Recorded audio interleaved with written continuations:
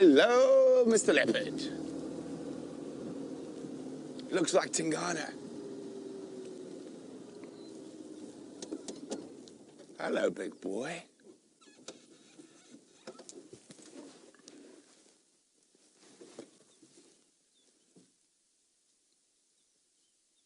Oh, what a wonderful way to start the sunrise safari with our dominant, big, spotted cat.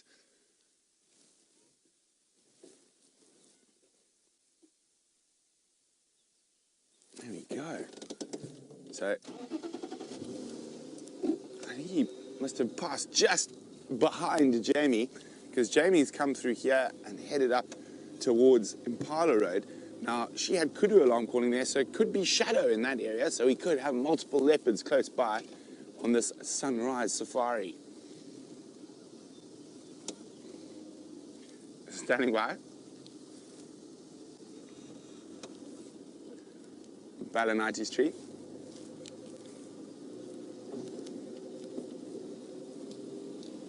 Jamie just called me over the radio, giggling. Where is he, for a matter of interest? Just letting her know, at the large Balanites tree.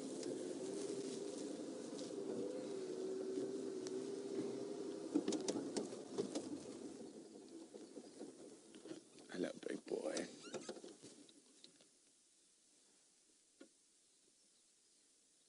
Come on, give us a call. Been calling so much. Looks like he has had a feed. He's not grotesquely full like we see these big cats sometimes, but he's definitely eaten.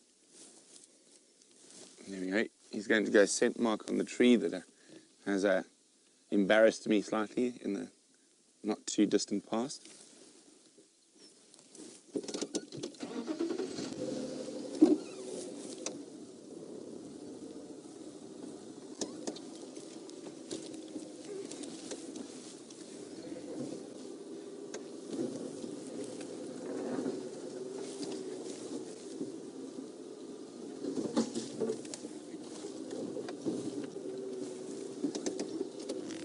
Isn't this incredible, on a live African safari following a big male leopard on his morning territorial patrol?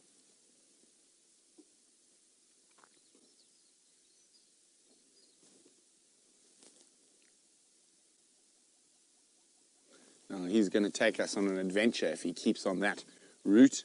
This is one of the largest areas on Djuma where there is not a track, not a road, apart from a little track to the Gari repeater that is sending you these pictures at the moment.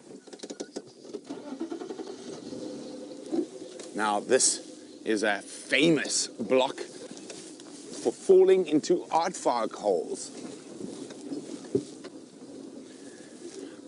Now, very, very observant of you, Lady Lone Wolf, who's noticed he does have a lip. He's been sporting this limp for quite a while, and like with male lions, it's not uncommon for the big male leopards to have a limp, and it could have been from fighting, it could have been from mating, it could have also been from hunting.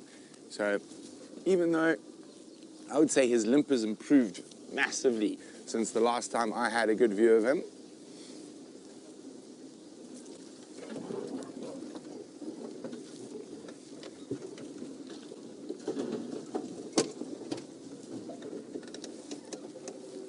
so we're definitely going to stick with him.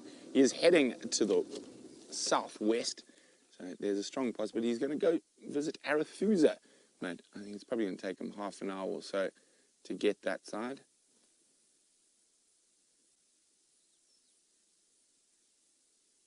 And Brian and I were just saying we really felt like a good leopard sighting this morning. So the big cat gods are on our side. Or it could just be the fact that we are the killer bees.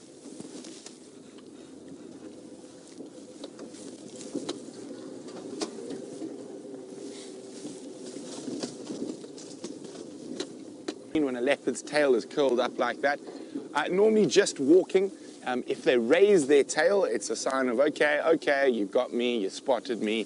So when those impala were snorting and could see him, his tail would have been quite a lot more vertical than it is. They will also sort of do it to show birds if birds start alarm calling.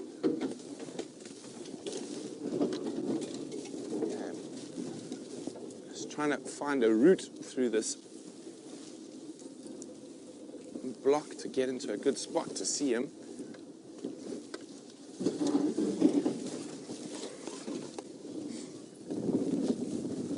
Oh, we've caught a big tree. Let's reverse a bit. Okay, I'm just going to try and get up ahead of him, then I'm going to stop.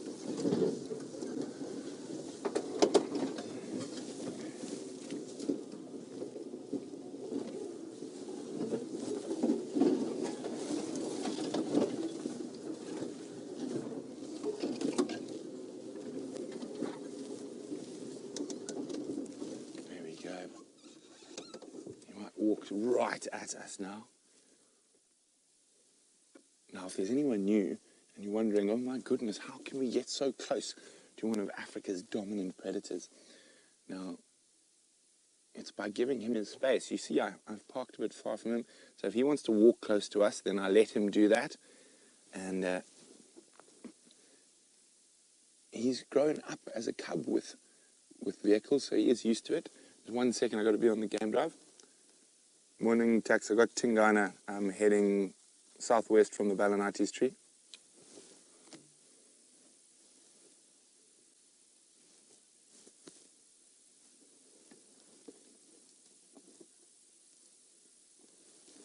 Negative, I've got the animal.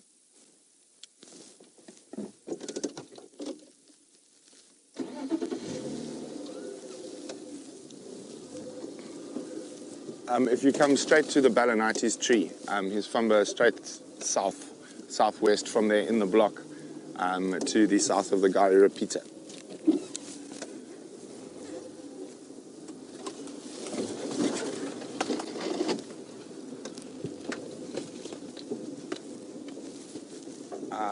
Is still a bit further south. I would actually come onto Zoe's near the old Nisikaya and then listen for my audio.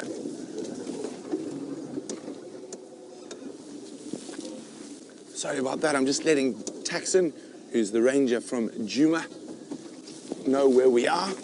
We all help each other out here in terms of finding the big cats.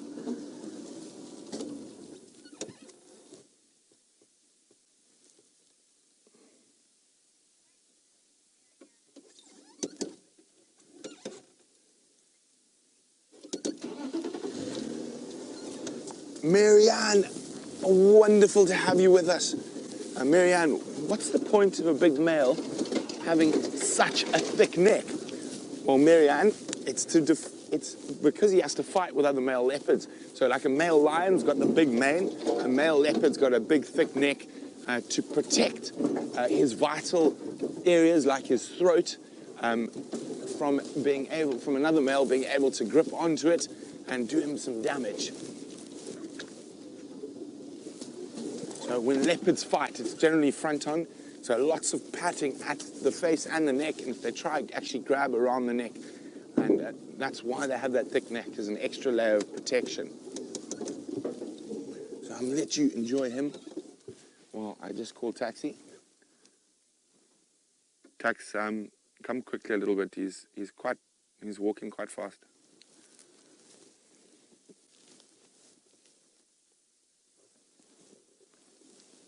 Come quite quickly. He is walking quite fast.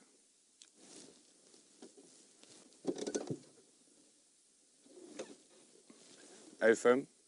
We're about 200 meters from Zoe's now, and he's still heading west.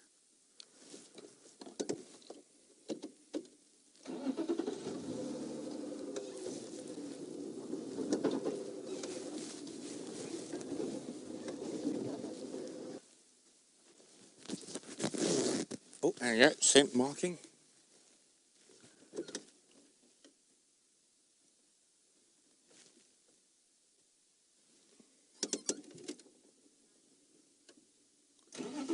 Now, if you're wondering about this big male leopard and what he's up to, where he's going, send me a question, questions@WildEarthTV, or use the hashtag SafariLive on Twitter. Oh, he's going into a particularly thick area now, but we will try to stay with him.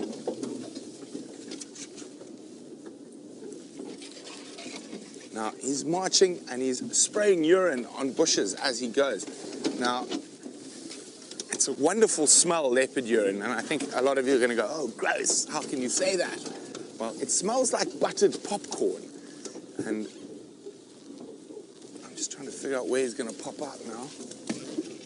There he is. And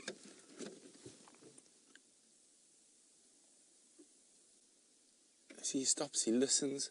There's quite a stiff breeze for early morning, which is a nice thing for him if he's hunting.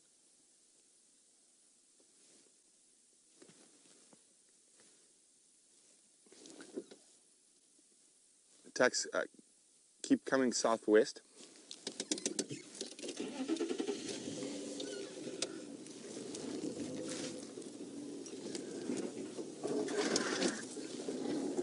Yeah, if you switch off, you'll hear my audio. I don't know how far I am from Triple M at the moment.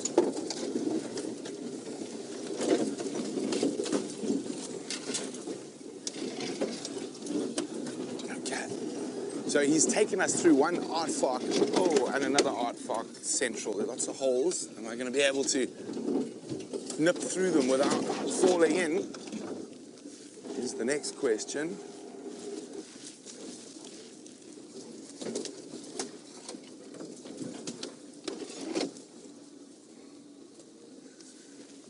Now, he's certainly on a mission, and male leopards are very good at missioning.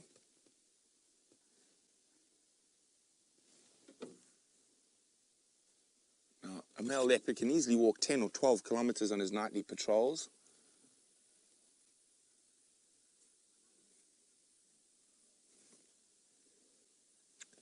Well, a huge Safari Live welcome to William, a new viewer who would like to know how dangerous this situation is.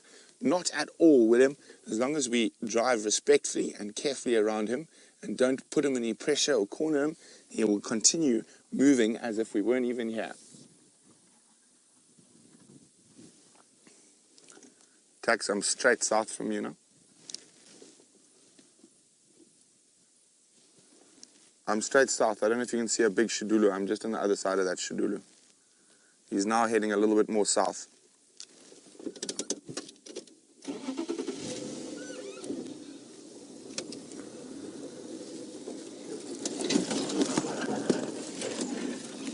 Okay, we're going to try to keep up with him. And so he's taking us on an adventure through the area that's got the least roads in the whole of Djuma.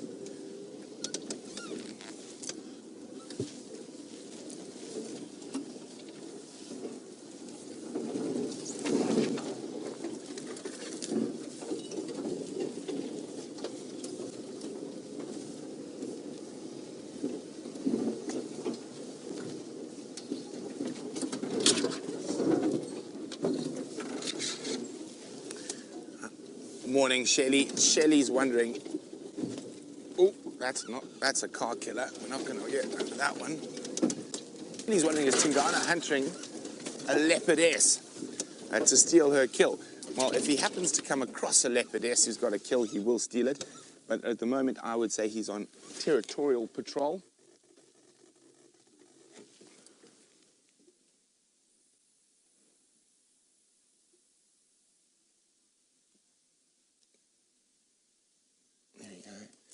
Keeping moving, keeping us on our toes.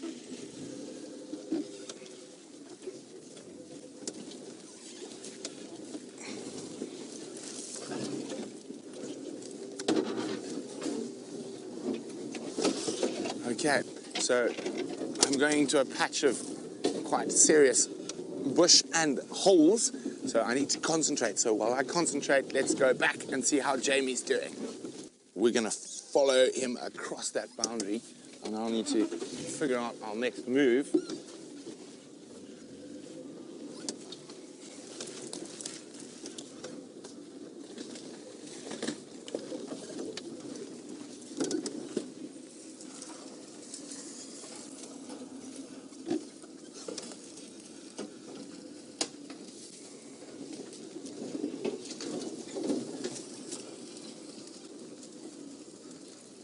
Okay, I'm just concentrating, trying to find a spot through here. He is giving us a good workout this morning. You can see my arms as we twist around the different obstacles.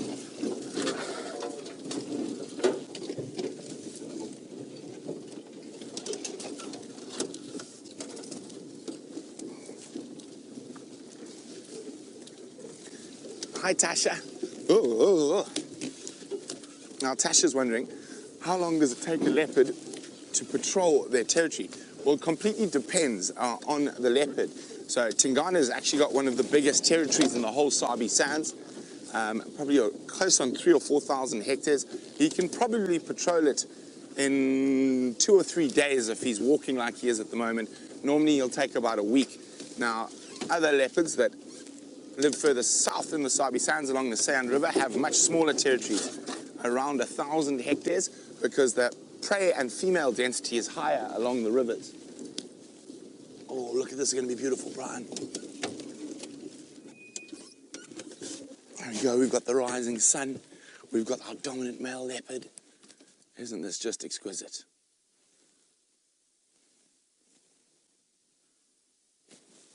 Hope you guys are getting some fantastic screenshots. Oh, there we go, he's going to lie down.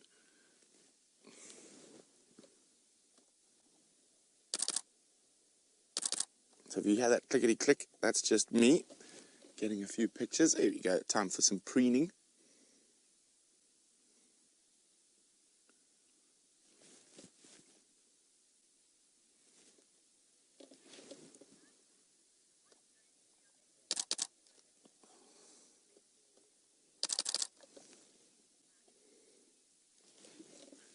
Now, Michael's wondering why male leopards don't form coalitions like male lions.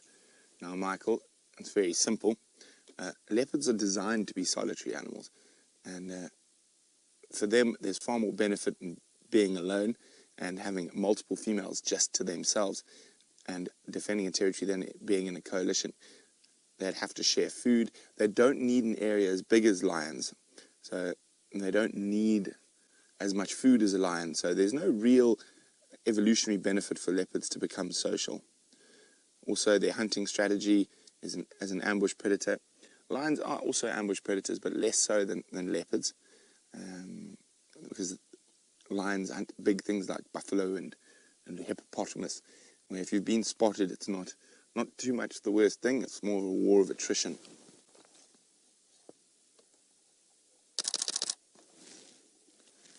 Oh, look at that incredible light coming through.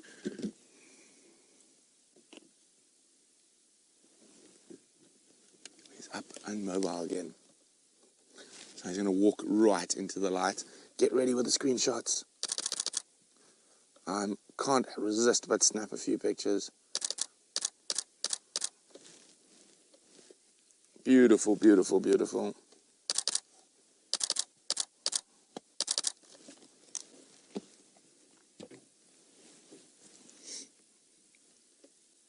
Look at this, he's going to pass about 4 feet from the front of our car.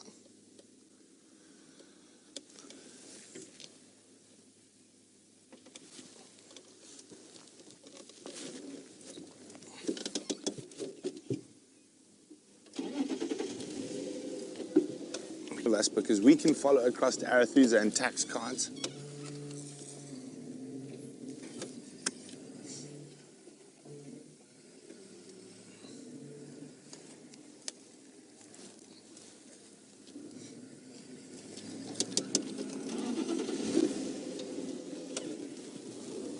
Okay.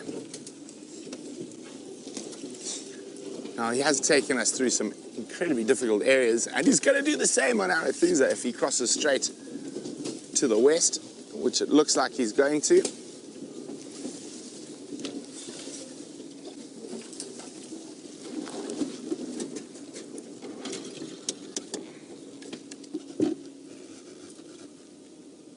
Just waiting to see what he does.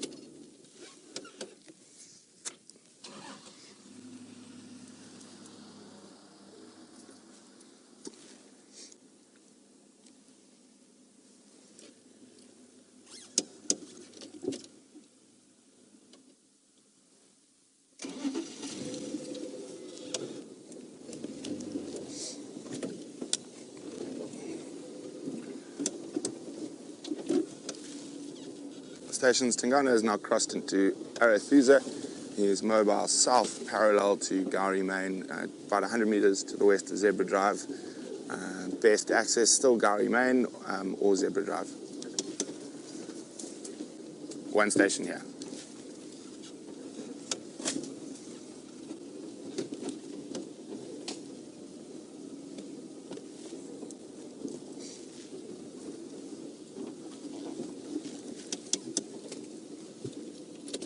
There we go. He's going to go back into quite a thick area that we're going to have to zig and zag through.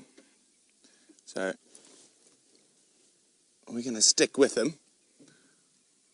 Maybe he's going to lead us to some ladies.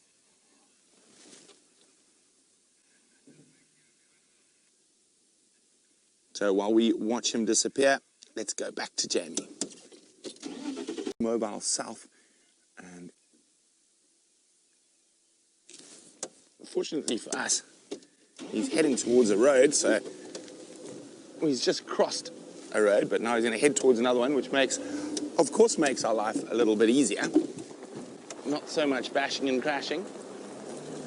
And I know how Brian absolutely loves to follow a leopard parallel to us while we're moving. Let's hope he sticks parallel. I've got a feeling he might pop out in front of us.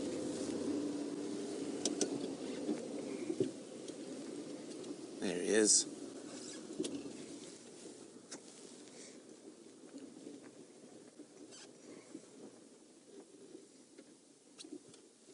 Has he heard something or seen something? There we go, we're going to spray. And we get to have the lovely wafting buttered popcorn.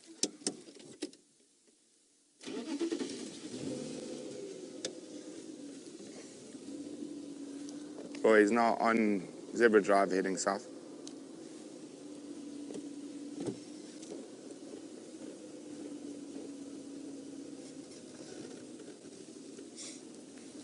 Now Cheryl's wondering, are leopards better at dealing with the heat than lions, or is it the same? Cheryl, they're a little bit better, and that's purely just because of their size. They're a little bit smaller, so less area to get hot, but that is the main reason why they are better at dealing with the heat. Let's see. Ooh, wait, you're going to go take us into the next big block, big boy. And we're just going to zoop around in front of him again.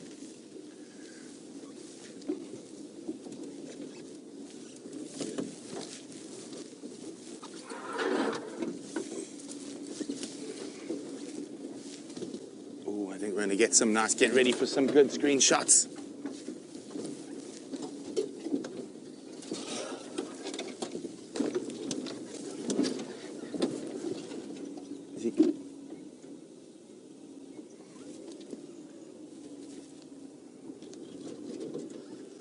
He's just about the wrong bush. Cheryl's wondering, are they used to the guide smell or just used to the safari vehicles? Here we go, get ready. Look at that. Lovely backlighting from the early morning. Now, I think they're just used to the safari vehicles. You can see there, he is 2 feet. He's so close we can't even see him when he walks in front of us.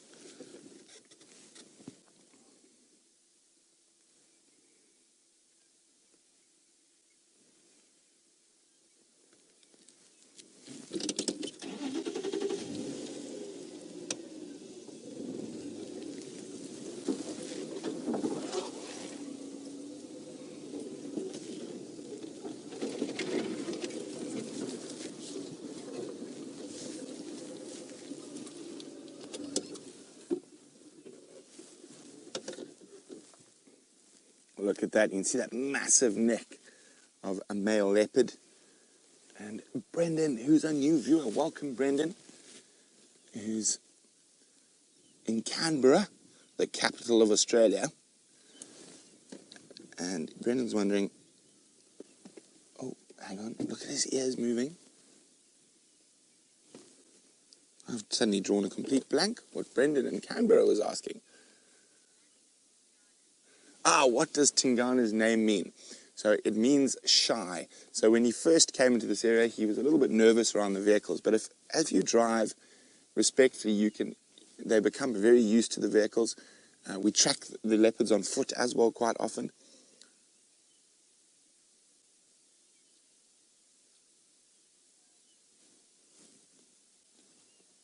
Okay, there he goes. We're going to stick with him. Now he's heading down towards the southern edge of his territory, where there's another male, a big male called the Anderson male. There he is, in that beautiful golden morning light.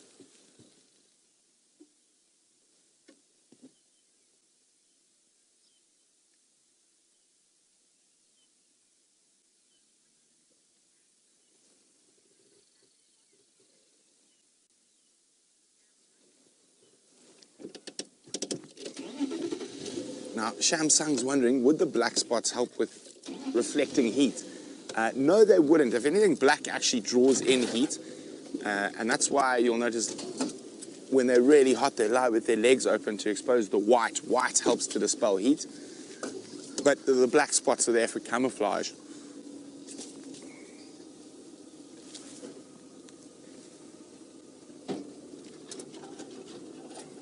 Okay, he might climb this big termite mound up ahead.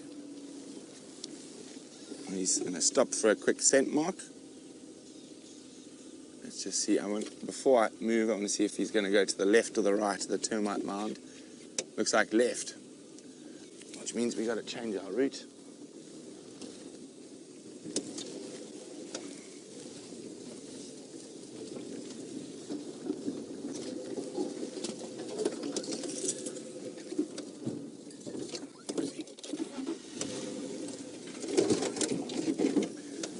Okay, well, we try to get round to the other side of him. Let's go see what Jamie's up to.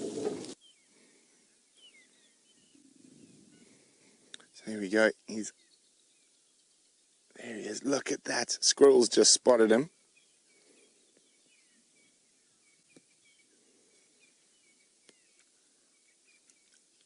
No, squirrels alarm calling. Tat, tat, tat, tat, tat, tat, tat. Leopard, leopard, leopard, leopard.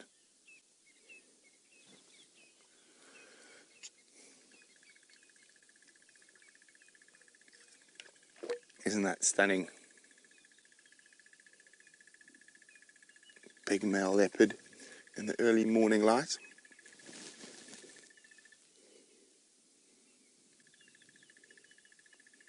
Oh, look at those eyes.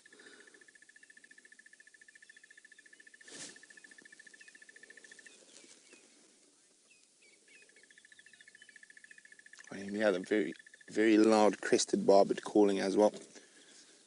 Sarah in Oregon is wondering, as leopards get older, do they lose some of their senses like hearing, smell, and eyesight? Most definitely they do, and that's how often they get caught by lions or hyenas when they're older males, and they don't quite have the senses that they did when they were younger.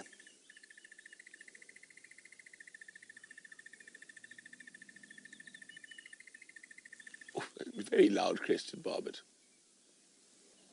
Look at that wonderful little shine on his eye from the early morning.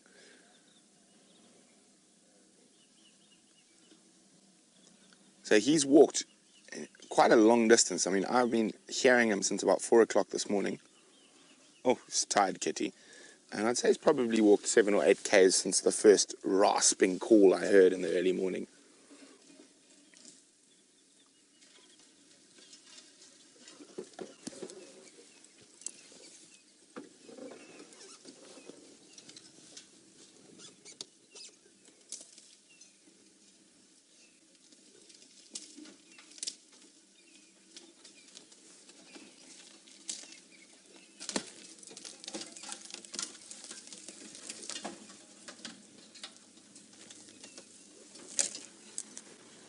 Do you want me to fumble forward a bit so you can fit in behind us? So Roy from Arathusa has arrived to enjoy this wonderful leopard sighting with us. Now, Les in New York is wondering whether male leopards just pee sometimes, or do they save all their urine for scent marking? if they're around a carcass, a kill, they will sometimes just pee, but mostly if they're not static on a carcass, they will save their urine for scent marking. And they let it out in short little sprays.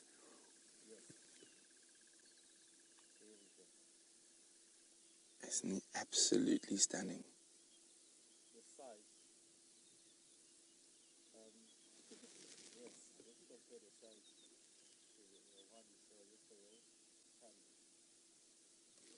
And you can see he's got some ticks on his nose.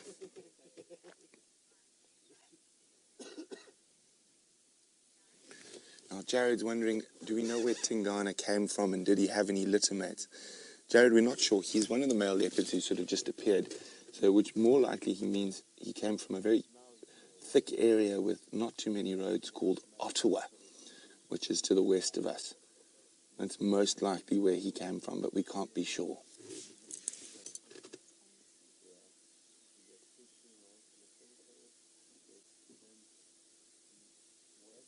There we go, having a good snooze on top of the termite mound. We're going to stay here as long as we can. There are some other people who are wanting to come have a look at him, and we've had a really majestic view of him so far, moving,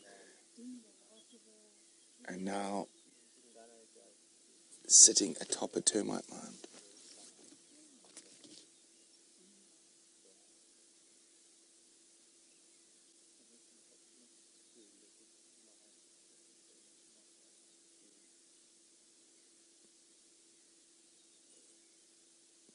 So it's quite likely, unless something stumbles upon him, an impala or a nyala during the day, he's probably going to be snoozing around this area for the rest of the day. As I said, it looks like he has eaten. He doesn't have the most full belly, but he's definitely not starving at the moment. And his limp is looking much better than the last time I saw him.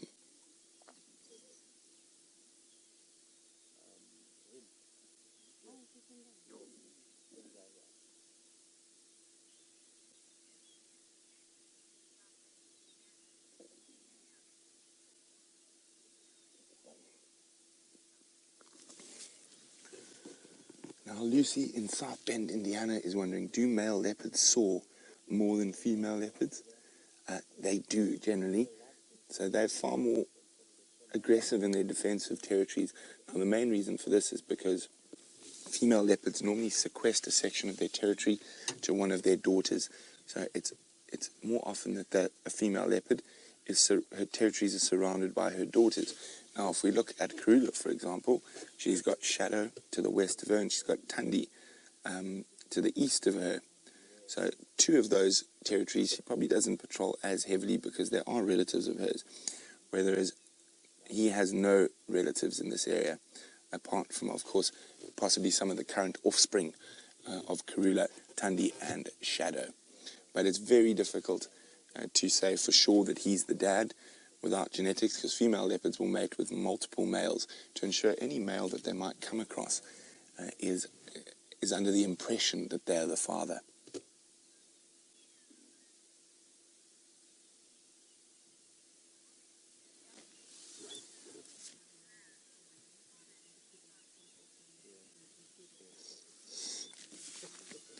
Justin saying he hopes there's enough land for when Hasana, Karula's current cub, the male cub, starts looking for territory. Well, Justin, what will normally happen in those cases is he will leave his natal or his mother's territory. He'll be chased by his mom and probably Tingana, and he will probably end up having territory outside of an area we have traverse in.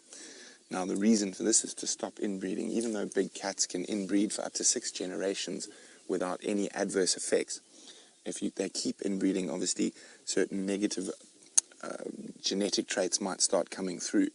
But so Hassan is, after about the age of 3 years old, we're unlikely to see him on Safari Live anymore.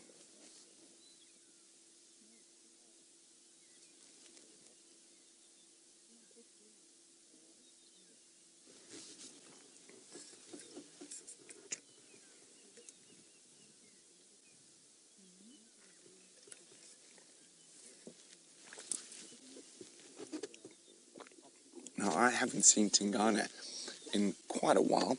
Jamie seems to have had all the Tingana luck over the last month or so. Quite excited that we managed to find him. And I always love tracking animals by their calls. So guessing where he was calling from and guessing where he might appear is always fun. And this morning the killer bees was spot on.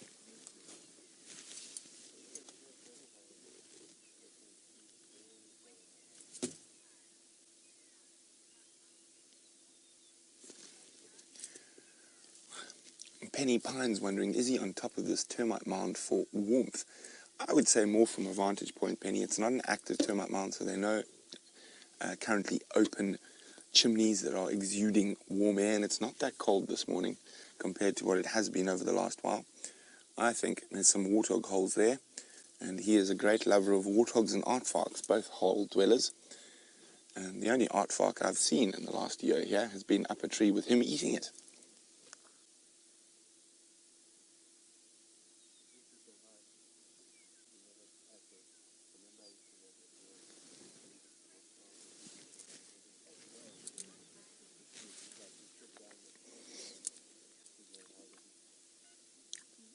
William, who's a new viewer, is wondering how high do leopards normally jump? Like, he can probably jump about vertically, probably 2 meters, 2.5 meters. And parallel, probably 5 meters. It all depends on the situation. If there's a male lion behind him, you'll probably find he can stretch his vertical jump to about 3. Or hyena, it all just depends on the individual situation. But they are incredible athletes for big cats.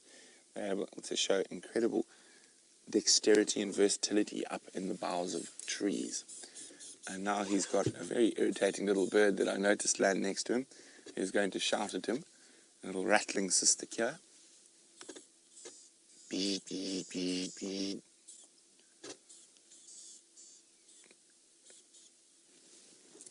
Brian spotted the crested barbet that was making an incredible noise earlier, basking in the top of that knobthorn tree.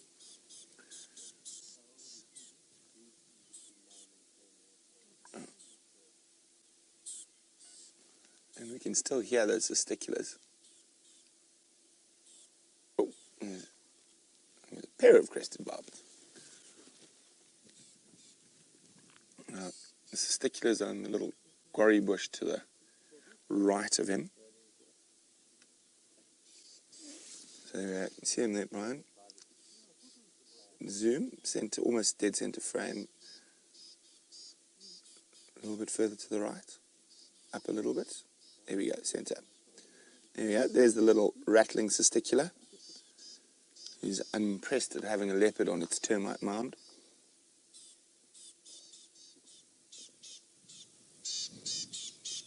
So when you are tracking leopards, when you haven't found them, even a little distress call from a tiny little testicular can often lead you into the right spot. So if you've heard impala or kudu alarm calling and you know they're in the area and you suddenly hear testiculars or even firefinches alarming, it's always worth double checking.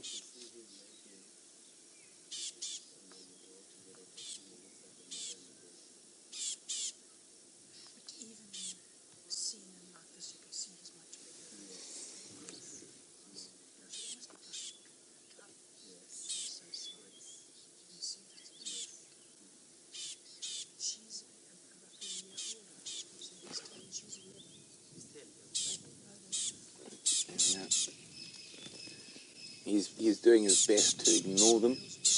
Now, a lot of you, since it's Sunday morning, can probably imagine you've got those noisy neighbors who are banging, doing DIY. Now, that's the male leopard's equivalent of the noisy neighbor on a Sunday morning.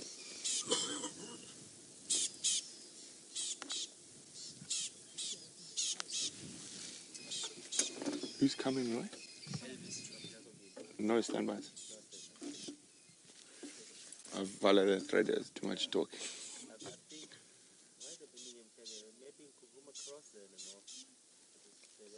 Yeah, they're near Buffelshoek boundary. 8. I think only 3, my daughters. Yeah, not like 6. Was it 6? So just chatting with Roy, I've turned my game drive comms off. I'm making sure that we're not holding up a long queue for this leopard, because we have spent a long time with him. We're not at the moment. Isn't that just beautiful? And you can see, even though his eyes are tightly shut, his ears are still working, scanning, listening carefully.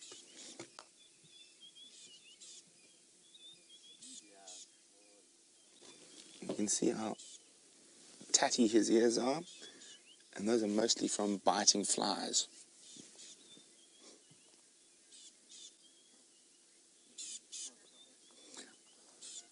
Good morning, Ruth, who's in South Africa. Ruth would like to know, who names the leopards that come into our Traverse area? Well, it all depends. With cubs, all the head rangers get together, we put forward a bunch of names, and then it's voted on which names are chosen. Now, with male leopards, it's normally, they just arrive in an area like this. It'll be the property that he's first seen on those ranges. We'll normally name them. Or if it's a male leopard that's known, say from Marlow or Londolozi, and they move into our area, we'll just take the name that they were already called.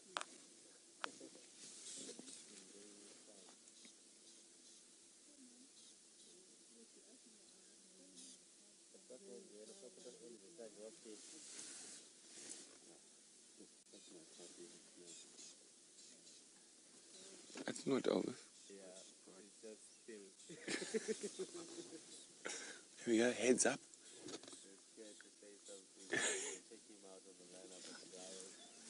Yeah, my kanga.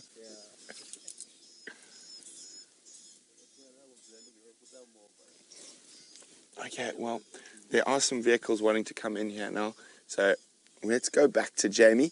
We're going to stay here for a few more minutes. We might have one last look at this gorgeous male leopard before I think I'm going to head down to the east and try find the Styx Pride.